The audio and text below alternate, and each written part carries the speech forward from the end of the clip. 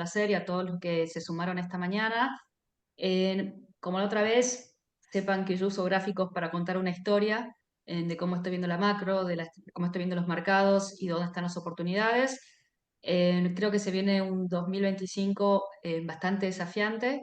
Creo que todos los años digo lo mismo, pero este año, bueno, hubo cambios importantes políticos en Estados Unidos que tienen implicancias importantes. Como bien decís, hay temas geopolíticos muy candentes y que pueden tener mucho impacto. Así que creo que va a ser un año donde va a haber que estar muy alerta y manejar muy bien las posibles volatilidades, ¿no? Eso un poco para resumir, así que es un buen momento para hablar del nuevo año.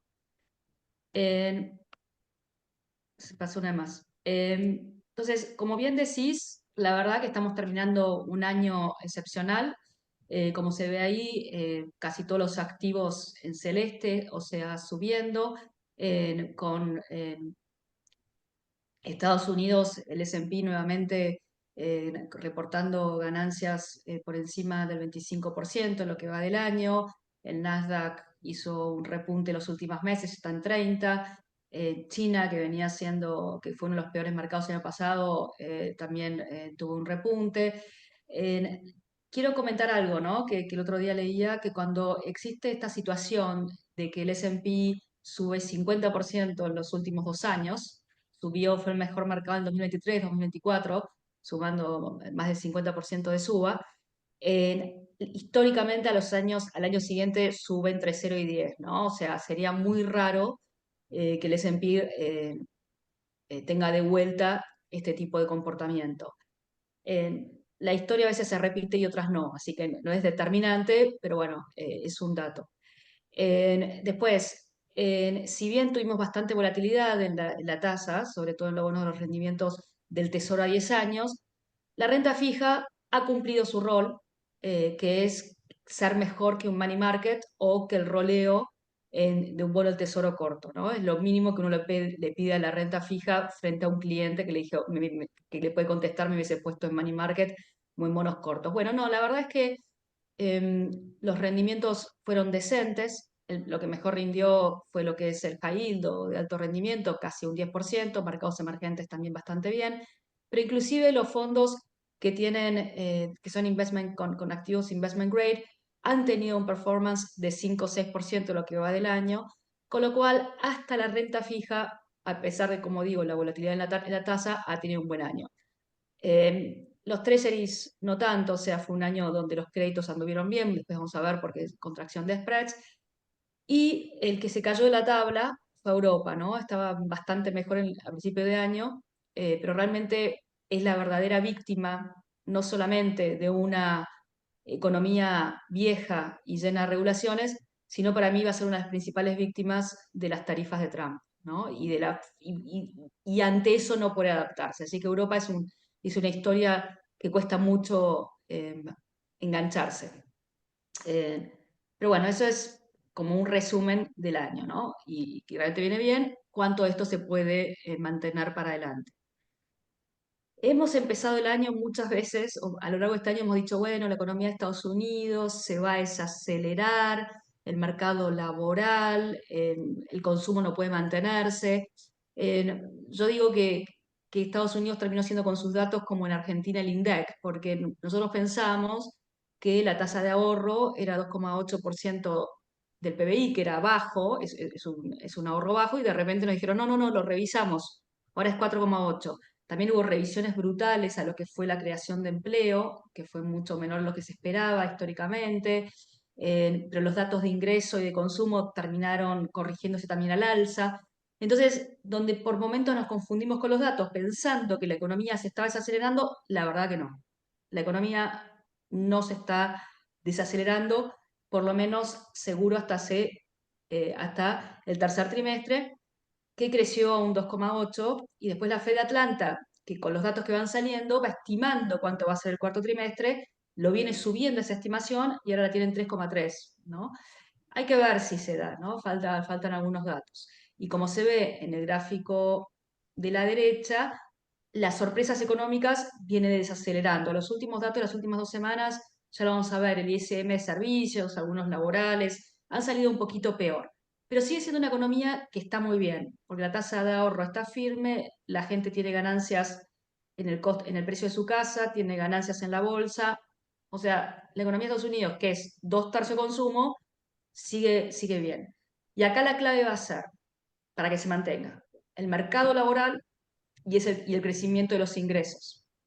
Los últimos datos, quiero decir que ahora está saliendo el dato de inflación, así que si alguien me lo chusmea, Iván, contámelo Dale, cómo salió, pero ahora en este momento tiene que estar saliendo el CPI, pero bueno, estas cosas que pasan en vivo. Entonces, va a ser importante que lo que es el ingreso personal siga creciendo como está creciendo hasta ahora, que viene creciendo por encima de la inflación.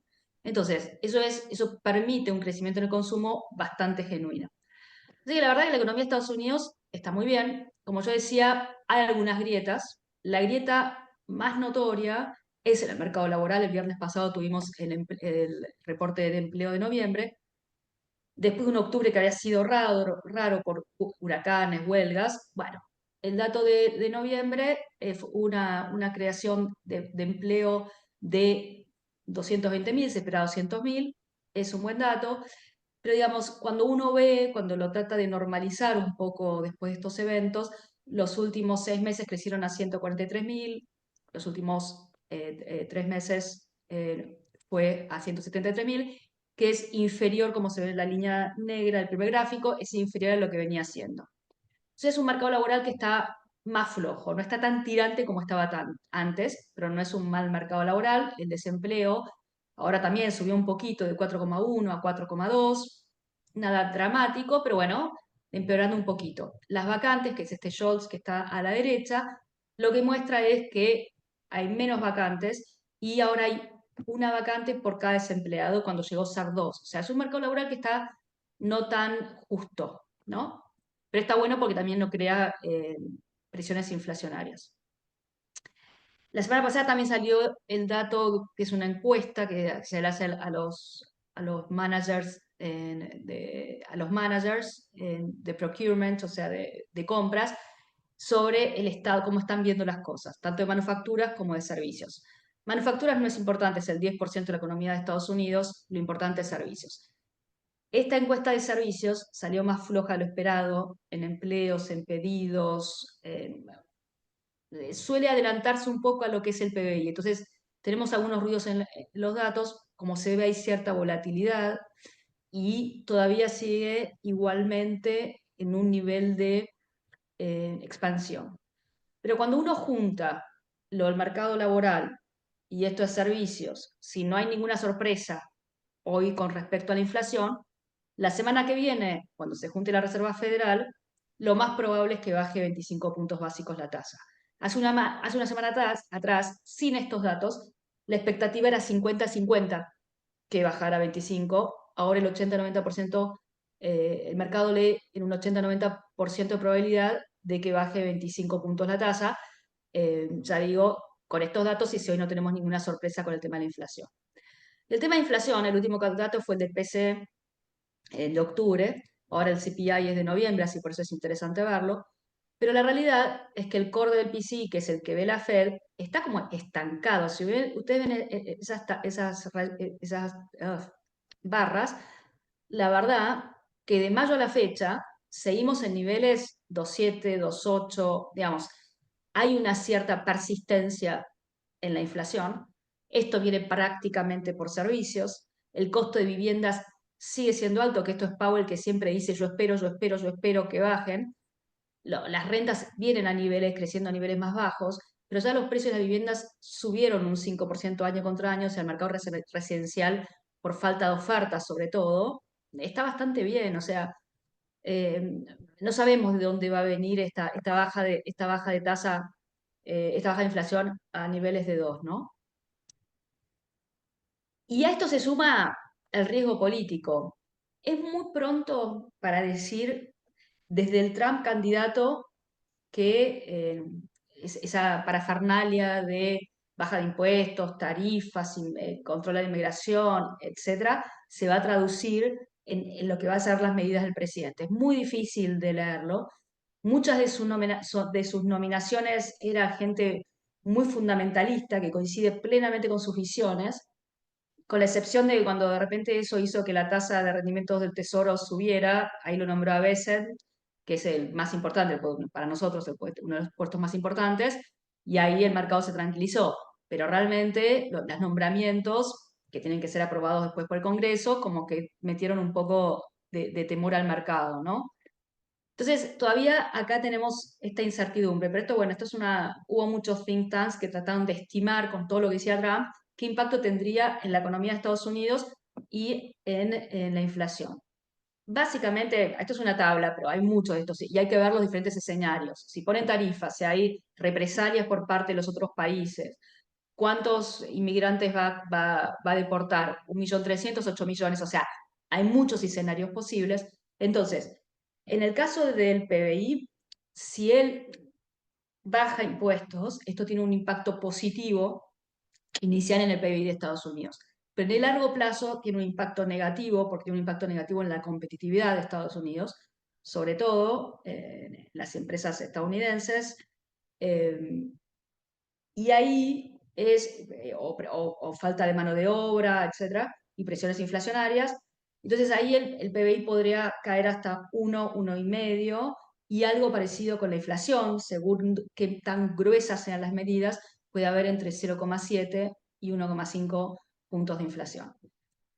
Por otro lado, Benset es una persona que ya dijo que cree en la regla de tres, ¿no? Que es déficit del 3%, o sea, reducir el déficit fiscal, o sea, es consciente de eso, aumentar la producción de petróleo de Estados Unidos en 3 millones de barriles, y no me voy a acordar cuál es la tercera.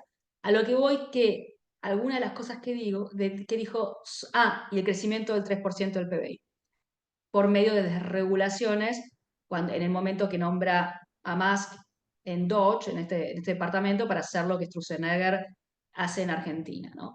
Entonces, todo eso, hay gente que está más optimista, inclusive de que puede bajar regulaciones, y que eso va a ser importante para la economía de Estados Unidos para que crezca en este 3%, que es por encima de su crecimiento estructural de 2%. Y hay gente que cree que mirando los gastos de Estados Unidos va a tener cierta inflexibilidad. Entonces, yo soy medianamente constructiva de que vamos a tener un Trump siendo racional y leyendo a mucha gente y escuchando a los nominados, etcétera. Creo que vamos a tener una situación intermedia que no va a ser tan dramática a Estados Unidos. Esto es bueno. Entonces, es un riesgo, pero no es un riesgo que tendría que tirar por la borda lo que es el crecimiento de Estados Unidos o presiones inflacionarias importantes que hagan cambiar el rumbo de la Fed, porque el peor escenario posible es que haya un pico inflacionario y que la Fed no baje más la tasa o que lo tenga que subir, ¿no? Porque ahí creo que podemos tener un escenario como el 2022. Vuelvo a repetir, no es mi escenario base, pero no sé, puede tener una probabilidad del 10%, 15% ese evento, pero bueno, sería un evento importante. Entonces, uno de los factores más importantes el año que viene creo que va a ser la tasa y el camino de la Fed, ¿no?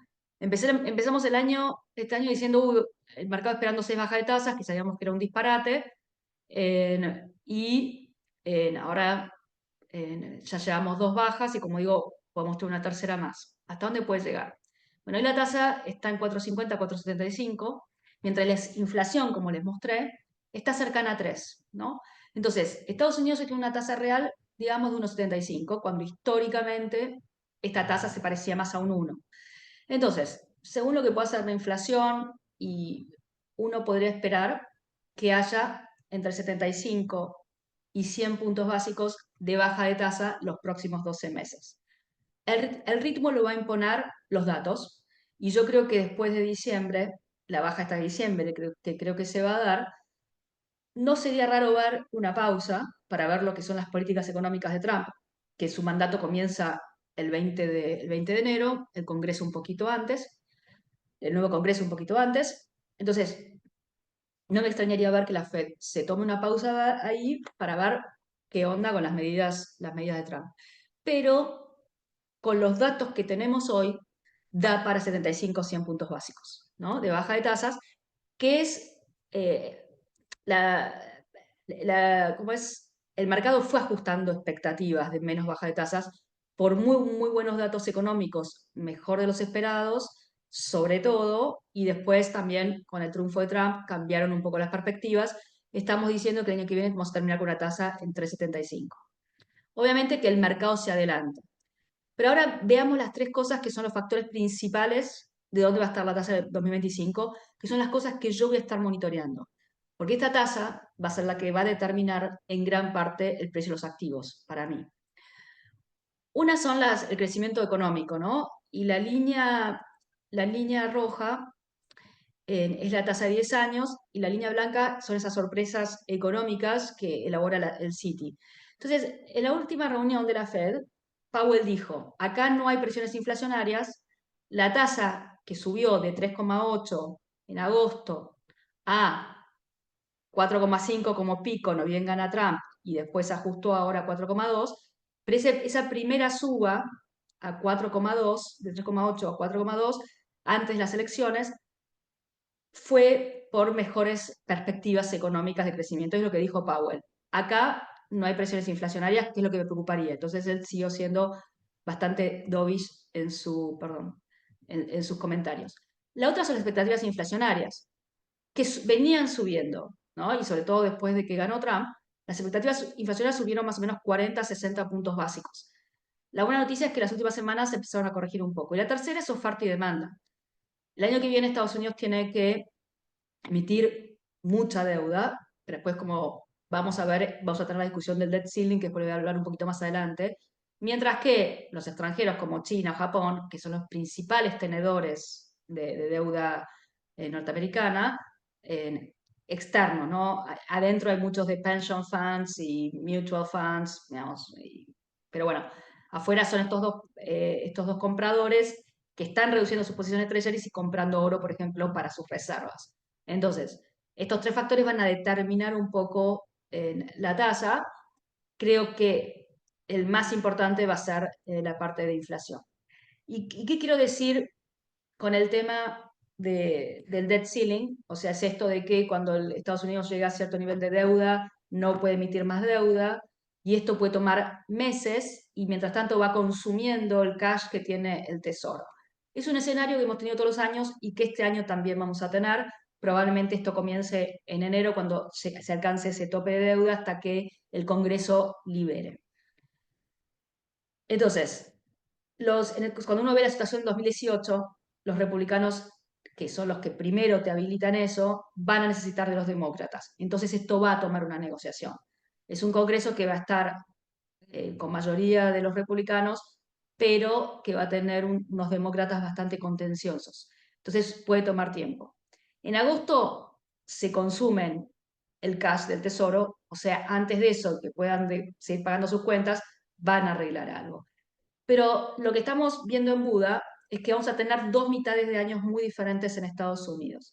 La primera mitad, muy positiva, porque primero, esta baja de tasas que vimos ahora, este pico de 4,5 a 4,2, cuando se mejoraron las perspectivas inflacionarias con estos datos que no dieron tan bien en Estados Unidos, que trajo tranquilidad, de esperar que la Fed baje la tasa ahora en diciembre, estos cambios hizo que la tasa reculara de 4,50 a 4,2. Esto puede caer más, porque si el Congreso, perdón, el Tesoro americano no emite bonos del Tesoro por esta discusión, esto va a hacer que la tasa pueda caer mucho más. Entonces, vamos a tener un año en donde los bonos del Tesoro pueden caer a 4 o un poquito abajo de 4 según los datos. La Fed va a estar todavía bajando la tasa y en algún momento vamos a tener el fin del QT, ¿no? Del Quantitative Tightening, que es cuando la Reserva Federal reduce su balance. Todo esto es positivo para los mercados.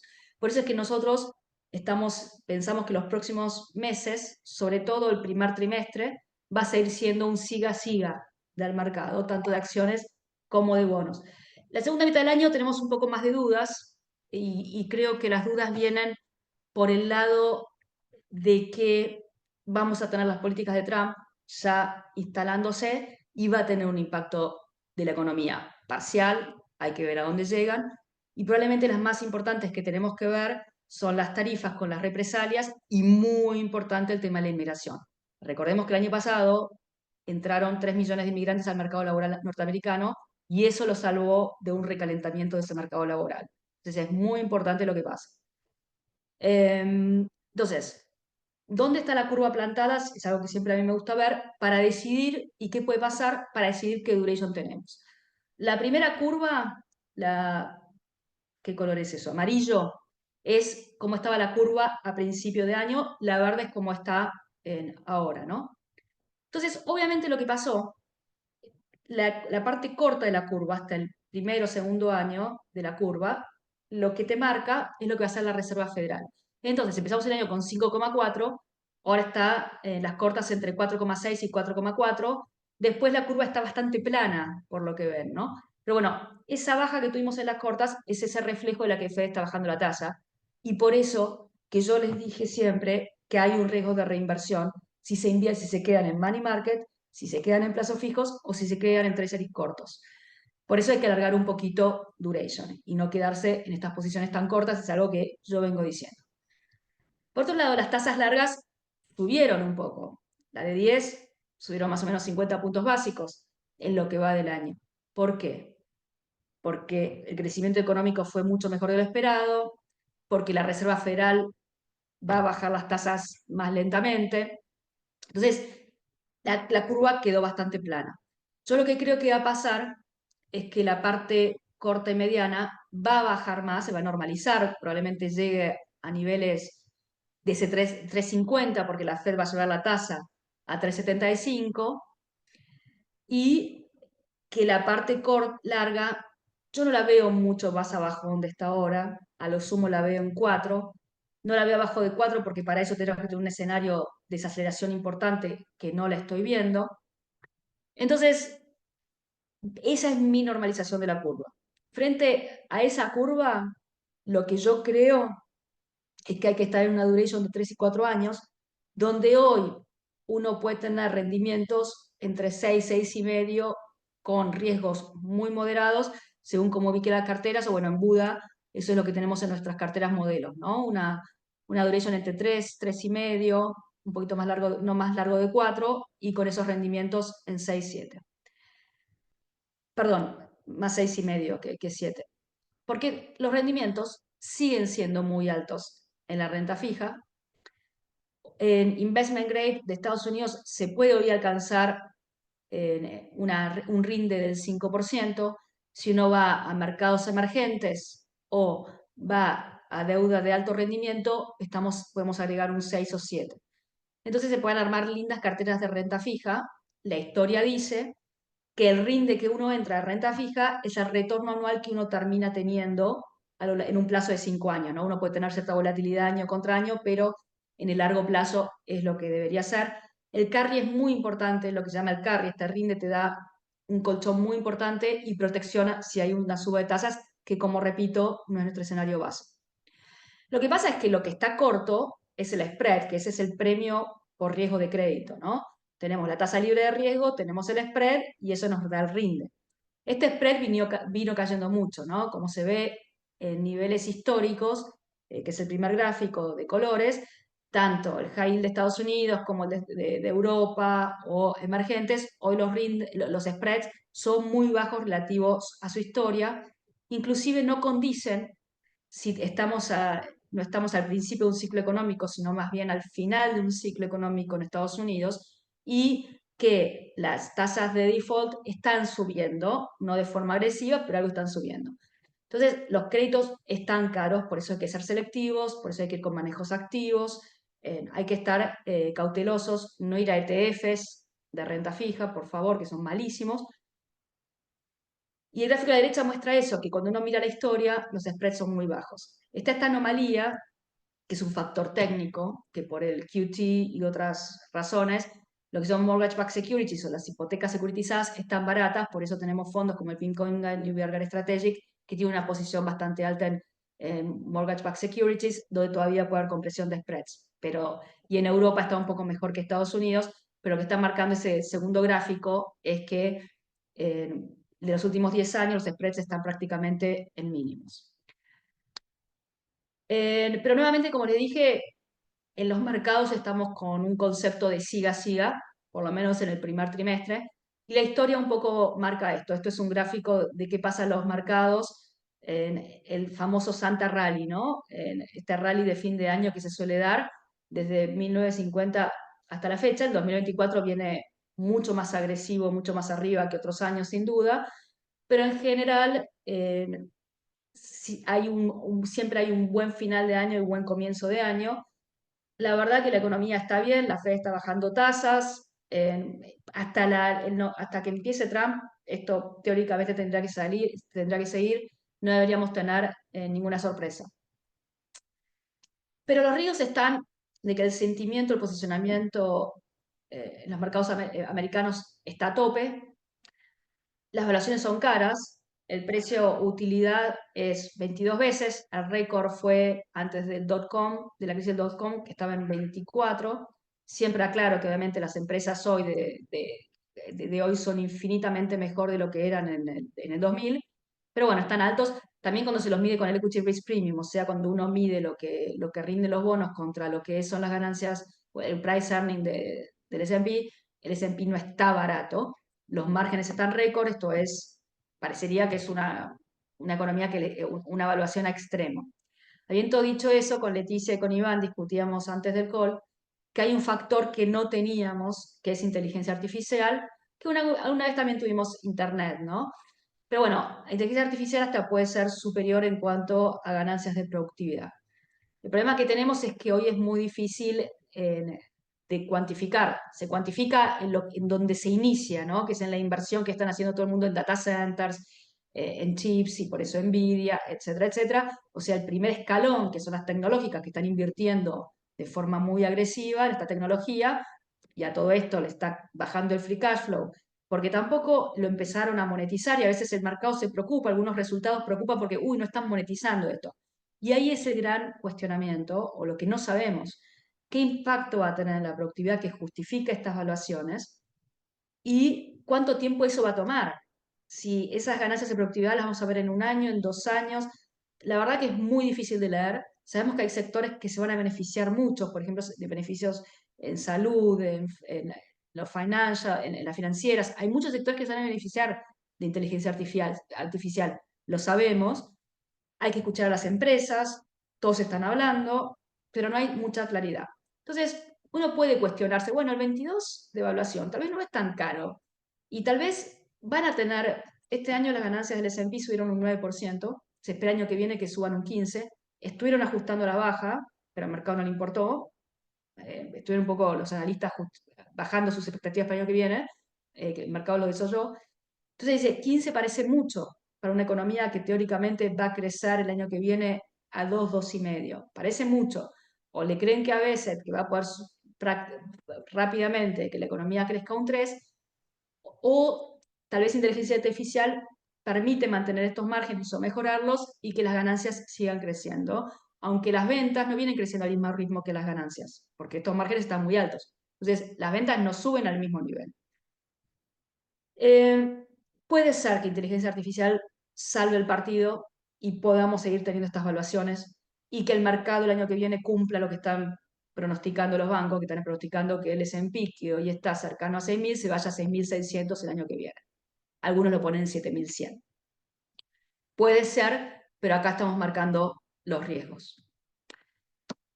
Los flujos también mandan, estuvo cambiando un poco este mercado, ¿no? Digamos, hasta las elecciones, lo que venía creciendo mucho era el equity, creció mucho el equity en China, las small caps, el sector financiero. Después de las elecciones, lo que se cayó fue China, ahí corrigió China por razones obvias, y financieros y small cap fueron de los principales beneficiarios. Las últimas semanas también vimos las tecnológicas que volvieron a hacer nuevos máximos, sobre todo con las mega caps, realmente tuvieron muy buenas semanas. Pero sin duda las small caps y los financieros son de los sectores que más se beneficiaron, ¿no? Y sobre todo los bancos regionales. ¿Y por qué? Nosotros pensamos que va a haber cierto cambio de liderazgo, más allá de que el S&P le puede ir bien. Este año lo que se llama el S&P, sabemos de la concentración, las 10 empresas más importantes tienen 37% del market cap, Entonces, pero los últimos tiempos, lo que es el S&P Equal Weight, o sea, donde todas las acciones están ponderadas iguales, le está yendo bastante mejor. Y cuando uno ve las evaluaciones, la línea en roja es la histórica, la barra azul es la evaluación actual. Como vemos, el Nasdaq y el S&P tienen una evaluación bastante alta versus su historia, pero lo que yo decía antes, el Equal Weight o las empresas más chicas, los índices de empresas más chicas están baratos, así como también están baratos los mercados internacionales.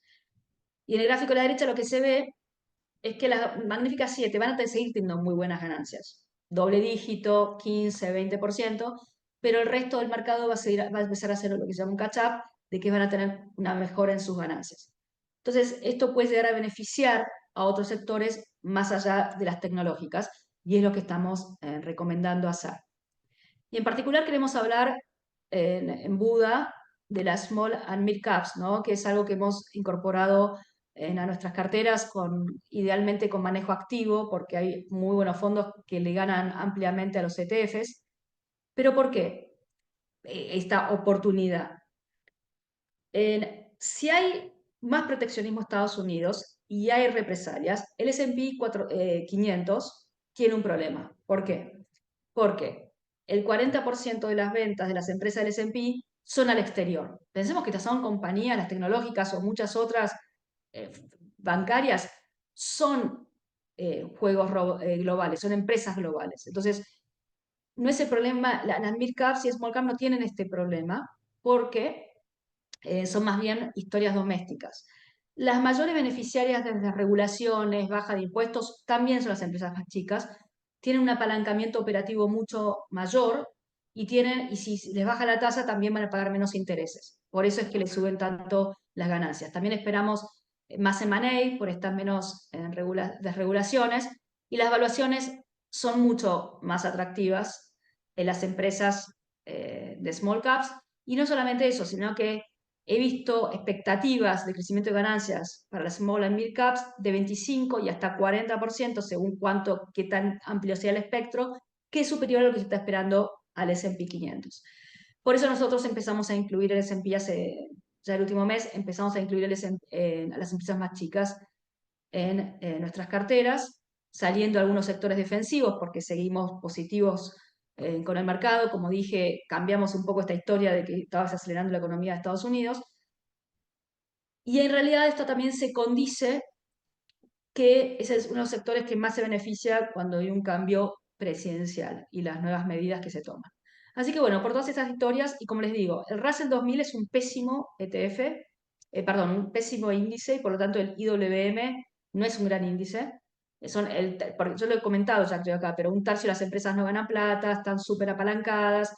Hay un índice mejor, que es el S&P 500, perdón, el S&P 600, que hay un ETF que es el B corta IOO, es un poco mejor, pero nosotros en Buda hemos identificado fondos mutuos, que después le pueden preguntar a la gente de Petrini, hemos identificado fondos mutuos que le ganan a estos ETFs. Entonces esa es la forma en que nosotros abordamos este sector. Ustedes saben que nosotros partimos de carteras modelos de una situación neutral, con un benchmark 60-40 o 70-30 de renta fija, renta variable, según el nivel de riesgo. Hoy tenemos cierta subponderación por el tema de evaluaciones, de 10 puntos más o menos en la parte de acciones, pero siempre estamos invertidos en acciones. Tenemos una selección estamos en Estados Unidos y en algunos fondos globales y algunos fondos emergentes. Y ahora incorporamos, como decía, saliendo un fondo global un poco defensivo, estamos entrando a este nuevo escenario. Seguimos positivos en oro y en metales preciosos en general. Pensamos que el año que viene va a llegar a 3.000 el oro. Que esto queda grabado, así que me estoy jugando. Ese es parte de mi trabajo. Digamos, la demanda de bancos centrales sigue aumentando de forma constante y algo que no se veía empezó a entrar el retail. ¿Cómo lo sabemos esto? En Bloomberg uno puede seguir los toneladas que tienen los ETFs de oro. Los últimos años venían cayendo, ahora empezaron a subir nuevamente. El oro es un gran beneficiario de bajas de tasas reales, así que eso también. Y tanto el oro, y acá incluso el petróleo, son excelentes coberturas en un escenario inflacionario o conflictos geopolíticos. ¿sí? Entonces, nosotros usamos el petróleo y el oro en todas estas circunstancias. El oro, aparte, nosotros siempre la jugamos con un beta plus, ¿no? Con un oro con esteroides, hay dos formas de jugarlo. Uno es con las empresas mineras, que hay un ETF que se llama GDX, y el gráfico a la derecha es muy interesante, porque eso es el costo total que tienen empresas mineras como Barrick, Newmont, Agnico, Eagle, que son empresas de las grandes, y el precio del oro. Estas empresas, sus costos totales, hoy están entre 1000, 1200, 1600. Los márgenes de las empresas mineras es muy importante, están teniendo una generación de caja muy importante.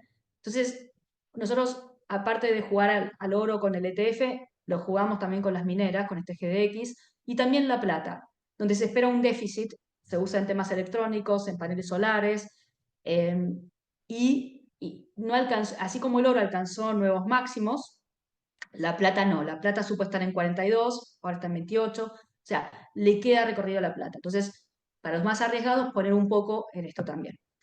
Y no queremos dejar de nombrar a la estrella de los últimos tiempos, el Bitcoin, que alcanzó los 100.000 cuando Trump nombra a Paul Atkins al frente de la SEC, que es un pro cripto, ¿no? También, nosotros en Buda, con análisis técnico y por expectativas de más adopción y ETFs de criptos, estamos esperando que el Bitcoin siga a 120.000 en algún momento y después que tenga una importante corrección. Nuevamente me estoy jugando, queda grabado. El próximo año me pueden decir cómo salió. Pero bueno, yo les iba a contar qué es lo que vemos para el 2025 y estoy siendo plenamente honesta. Entonces, también pensamos que Ethereum o alguna de las otras altcoins, pero sobre todo Ethereum, que es la más seria, la siguiente más seria después de Bitcoin, es la que puede tener más recorrido de catch-up. No sé si Estados Unidos está especulando, o se especula con que pase una reserva en Bitcoins, o sea, esto puede llegar a tener recorrido. Vamos a ir viendo las noticias, pero la adopción por parte de instituciones con el ETF y las regulaciones que salieron son muy beneficiosas para aumentar la adopción, ¿no? Entonces, conclusiones, buenas noticias, la Fed recordó la tasa, después de la reunión de diciembre, tal vez hacen una pausa. ¿Dónde se planta la tasa de la Reserva Federal? Nosotros pensamos que entre 75, pensamos que el rendimiento de los bonos de 10 años se van a plantar más en un 4, o sea, ahí no hay mucha ganancia de capital como para irse largo, entonces nos quedamos en esa duration de 3,5, 4.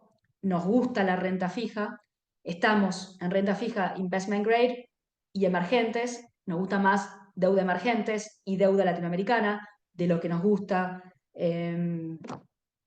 como es high yield. El high yield lo estamos mirando con recelo porque nos parece que está caro. Como se vengan dando las medidas en Estados Unidos, vamos a plantarnos qué déficit deuda y qué puede pasar con el dólar a largo plazo. Esto es un interrogante.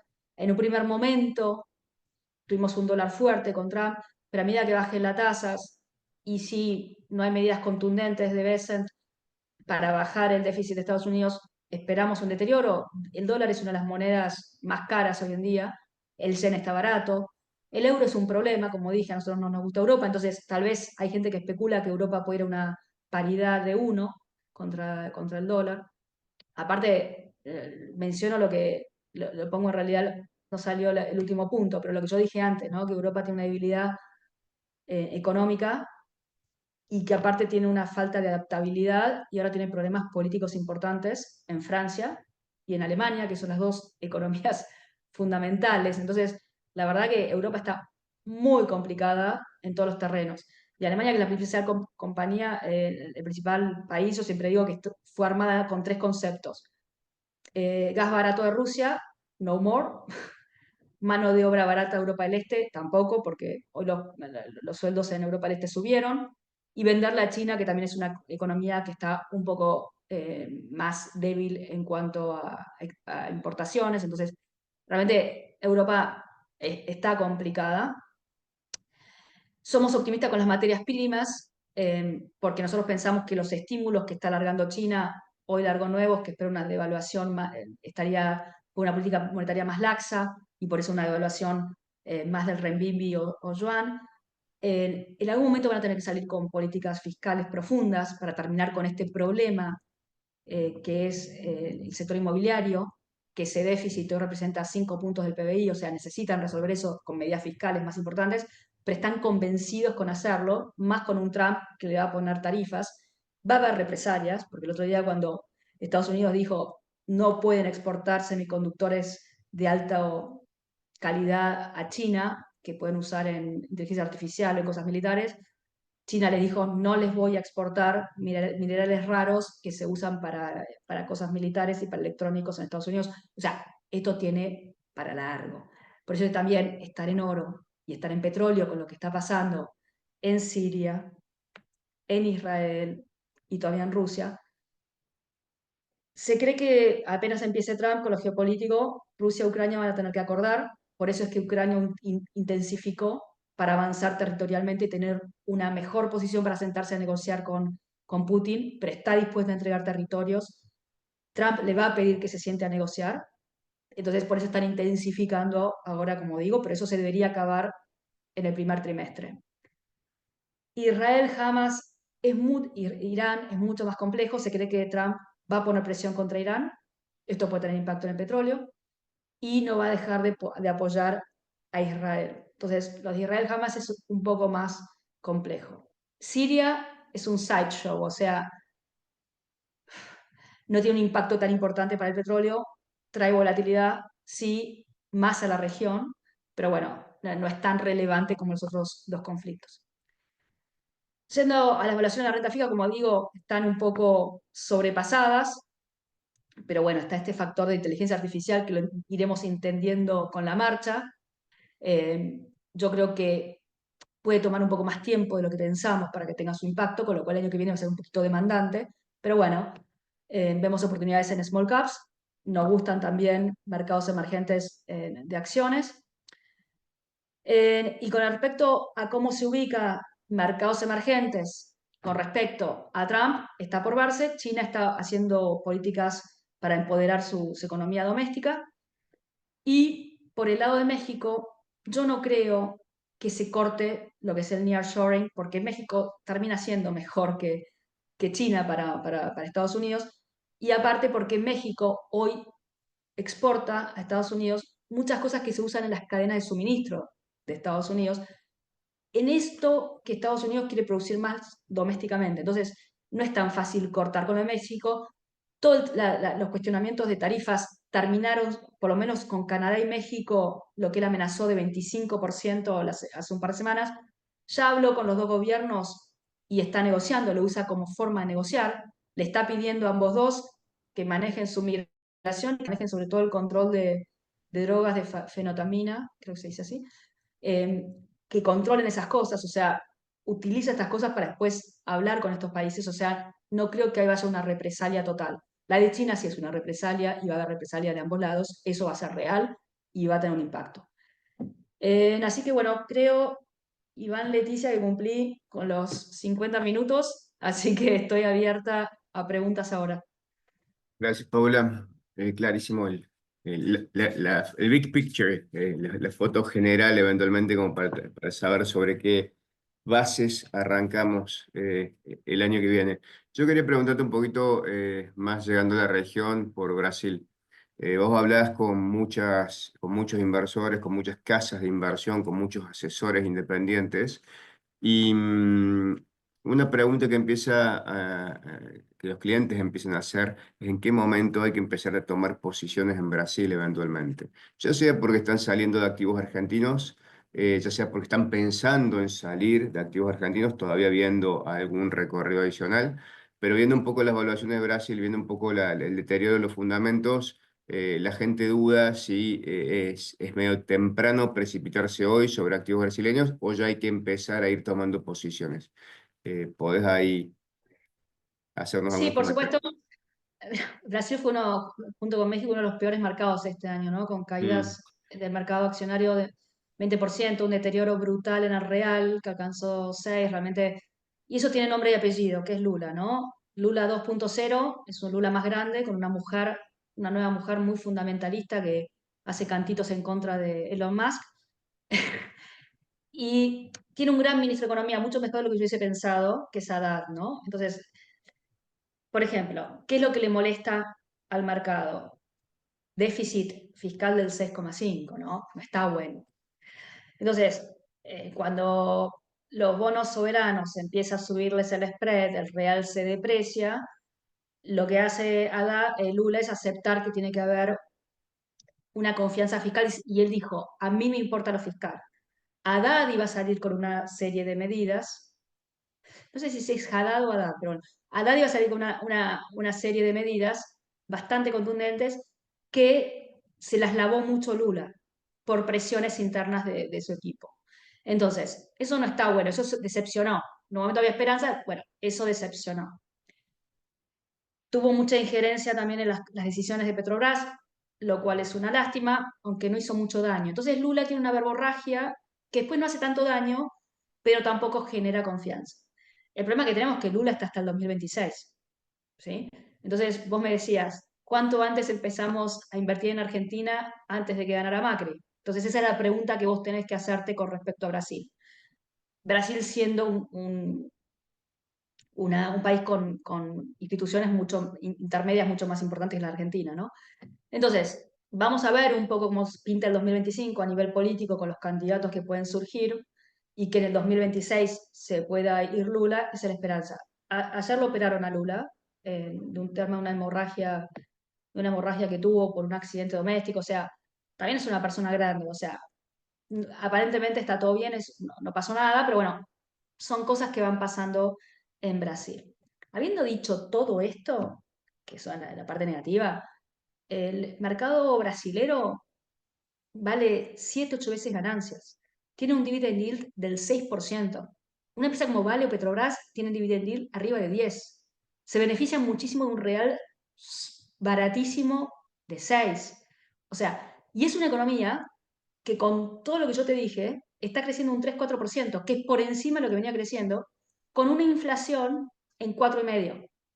Un banco central extraordinario que pudo mantener su independencia, y eso es clave, que viene subiendo la tasa. Es un problema, pero la economía está creciendo bien y la inflación está más o menos contenida, pero la Selic está subiendo, y eso preocupa también por el lado fiscal, porque, que es otro tema, los bonos brasileños en dólares es a prueba de bala, porque tiene una deuda externa de 2 puntos, en dólares de 2 puntos de su PBI y tiene reservas por 25 o 30% del PBI, o sea, es muy sólida la posición. De hecho, Moody's en octubre le subió la calificación, o sea, no tiene los bonos no es un problema, tampoco los bonos de Petrobras es un problema, y el equity es una gran oportunidad. Yo lo sigo viendo como oportunidad, pero te lo vengo diciendo hace meses y todavía no ocurrió, ¿no? O sea, eso te lo confieso. Pero yo con todo este análisis que te digo, yo creo que el 2025, en algún momento, con cualquier excusa, necesitas un poquito de buena noticia y este mercado puede subir un 20%. Clarísimo. Clarísimo y también queda grabado, ¿ah?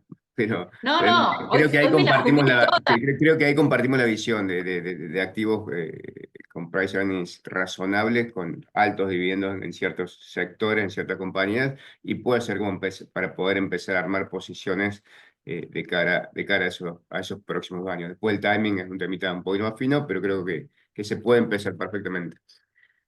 Este, Me las estoy jugando todas hoy, ¿eh? No te Sí, puedes sí, quejar. sí, sí, sí. Como te lo habíamos pedido. Hay algunas preguntas que están llegando, que hay uno que te lleva un poco más para el lado asiático, pero te preguntan si consideras que vamos a tener fuerte volatilidad del yen en 2025, dado que está tan barato e históricamente fue una moneda para financiarse. Dice, se preguntan acá si podríamos Es estar viendo. una, es una excelente pregunta, sobre todo, ¿te acuerdas ese lunes que tuvimos desarme de carry trade? La bolsa japonesa cayó un 12%, se apreció el yen a 140 y esa fue la corrección que en agosto que tuviste en el S&P de un 5%, que fue a todo esto la mayor corrección que tuviste en el año, o sea, un mercado de punta, ¿no?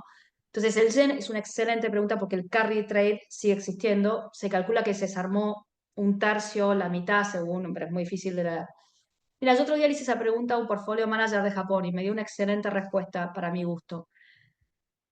Es verdad que es la moneda más barata, y es verdad que el Banco de Japón va a subir tasas.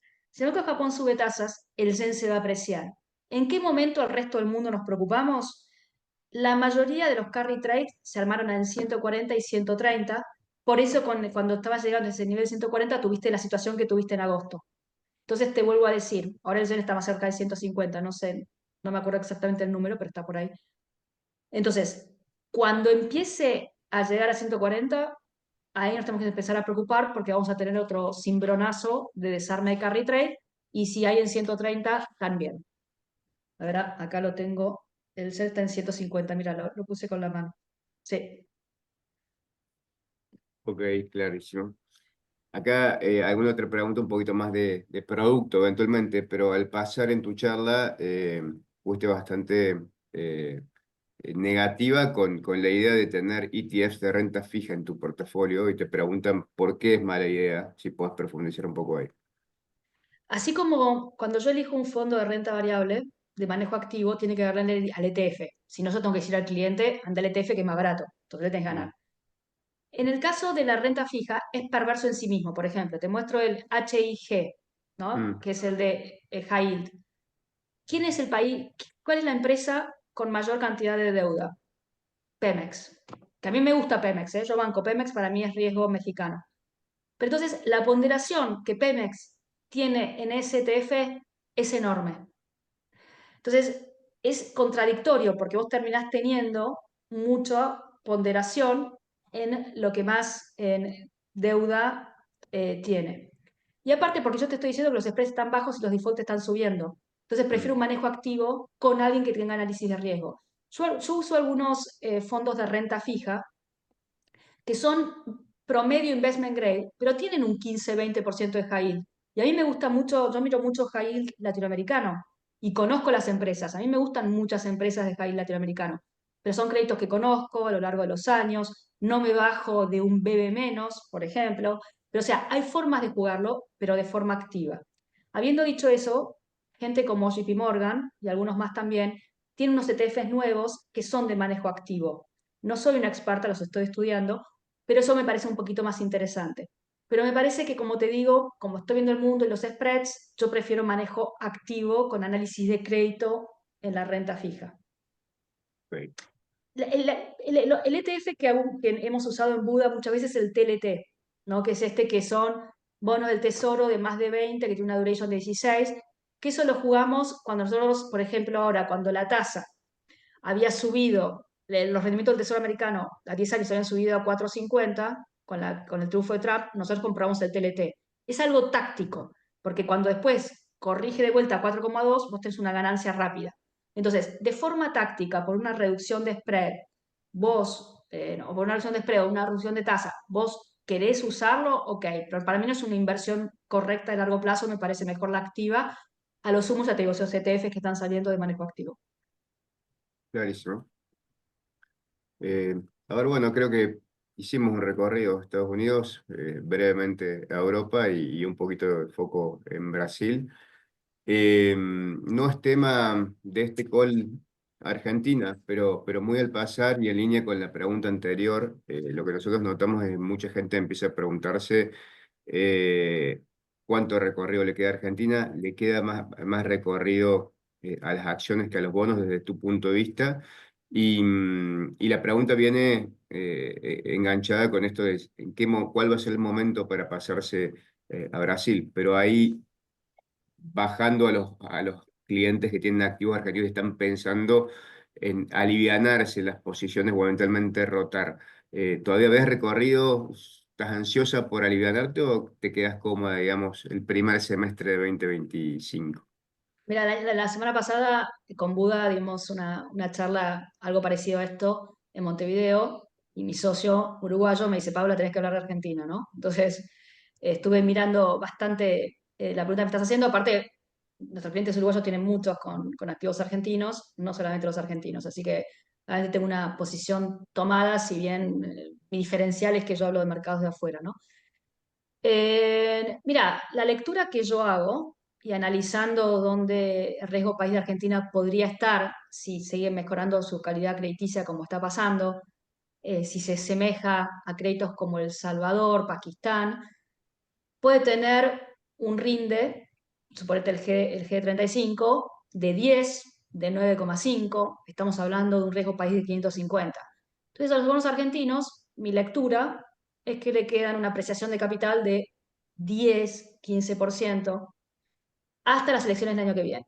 Sea que viene, ganan medio término, reformas estructurales y pasamos al primer mundo, por decirlo de alguna manera, creo que podemos seguir teniendo una reducción del riesgo país. Pero supongamos mi escenario base es ese 10-15% que le queda recorrido después de una duplicación de Mm. evaluación, ¿no? De 25 a 63 en el caso del 35, bueno, puede ir a 71. Esa es mi lectura de los bonos. Las acciones, yo también mostraba que eso, que, ¿no? Que el Merval está nuevamente en máximo en dólares, etcétera, como en la época de Macri, pero bueno, YPF no es la misma YPF de entonces, hoy es una empresa, y lo que es Vaca Muerta, hablábamos con Leticia también al principio, es infernal, o sea, es otra historia. En YPF, si cumple con el mandato que tiene, puede duplicar su EBITDA de acá a 5 años. Entonces, esa evaluación, que hoy está un poquito, EBITDA un poquito por encima de Petrobras, que Petrobras no va a duplicar EBITDA en 5 años, ese potencial que tiene YPF la hace todavía atractiva. Tengo un problema más con los bancos, ¿no? Que los bancos están 2 veces price to book, que es caro con respecto a los brasileros, y ahora que empiezan a hacer de banco de vuelta y no tienen el beneficio de los bonos soberanos que le dan que le dieron mucha ganancia, los préstamos están creciendo, pero todavía no son significativos para, digamos, los bancos, eh, como no se ven tan atractivos, el sector energético sí, las reguladas sí, CEPU, Metrogas, Transener, TGS, YPF, Vista, TGS, Pampa, mucho recorrido. Loma es una historia, bueno, más doméstica, Ternium y al lugar dependen mucho del tipo de cambio. Esa es mi primera lectura fundamental. La segunda es por flujos. Y es un tema importantísimo, importantísimo. ¿Por qué? Yo hablo con muchos portfolio managers de fondos de mercados emergentes, tanto de acciones como de bonos. Hay una baja posicionamiento en activos argentinos. Y yo sé, por el directorio de Bima, que están recibiendo visitas permanentes de inversores de afuera. Hay muchos inversores viniendo a ver Argentina, ¿sí? Entonces, yo no sé si lo conté por acá, pero yo siempre cuento que a principio de año, Stan Druckenmiller, que es un inversor histórico que trabajó con Soros, es un excelente portfolio manager de macro, en enero escuchó la charla de Davos de Milley, después puso en una aplicación de inteligencia artificial, decirme las 4 ADRs más líquidos de Argentina. ¿Sabemos qué nombre les dio? Podemos adivinarlos. YPF, Pampa, Galicia y Macro. Y tal vez a eso le podemos agregar alguno más. Lo que estoy diciendo con esto es que si empiezan a Sí, entrar, dijo que compró y después empezó a estudiar. Primero compró, después les estudió. sí, y después lo dijo, con lo cual tal vez allá vendió. Sí, pero dijo eso, primero las compré, primero compro y después pido perdón. No, estuvo brillante, digamos, es un personaje. Pero, y seguro cuando lo contó es porque ya estaba vendiendo a nosotros. Pero, fuera de broma, si empieza a entrar flujo de afuera y empezamos a entrar a los índices, y ya se empieza, ojo, en los ADRs argentinos ya hay bastante más volumen, o sea, está pasando. Entonces, por el lado de flujo, y con lo que yo te conté del lado fundamental, puede tener más recorrido, ¿eh? Ok, clarísimo. Vas a Bueno, tener Pablo, volatilidad como nos tiene acostumbrado nuestro país y ya subí un montón. Pero digamos, y acá lo quiero reiterar algo que yo también digo mucho, piensa en largo plazo, digamos, ¿no? de acuerdo 100% y se entiende claramente el concepto. Pablo, bueno, estamos cumplidos con la hora que nos habíamos programado. Creo que fue un buen sobrevuelo a los principales ejes temáticos, como para pensar un poco cómo arrancar el año que viene. Agradecerte que nos hayas acompañado nuevamente, agradecerles a los que se conectaron y quedamos a disposición para cualquier consulta de cualquiera de los temas que se hayan abordado hoy. Y este año ya no nos vamos a ver más en estos ciclos de view de mercado, pero con lo cual aprovechamos para saludarlos a muchos de los que están conectados que regularmente se conectan y aprovechamos para saludarlos ya este, en lo que queda de este 2024. Así que te dejo con el dato de inflación que acaba de salir, Paula, que lo comentaba, 0,3 al igual que lo estimado, 0,2 había sido el mes pasado, así que nada raro debería cambiar los pronósticos que acabas de esbozar, ni tampoco Bueno, nada raro debería pasar en el mercado. Así que gracias por el tiempo y gracias, Paula. no, por favor, un placer. Gracias a todos y feliz año. Que tengamos un exitoso 2025, todo feliz y próspero. Felicidades a Saludos. todos. Gracias, Chao, chao. Paula. Buenos días. Chau. Gracias a todos.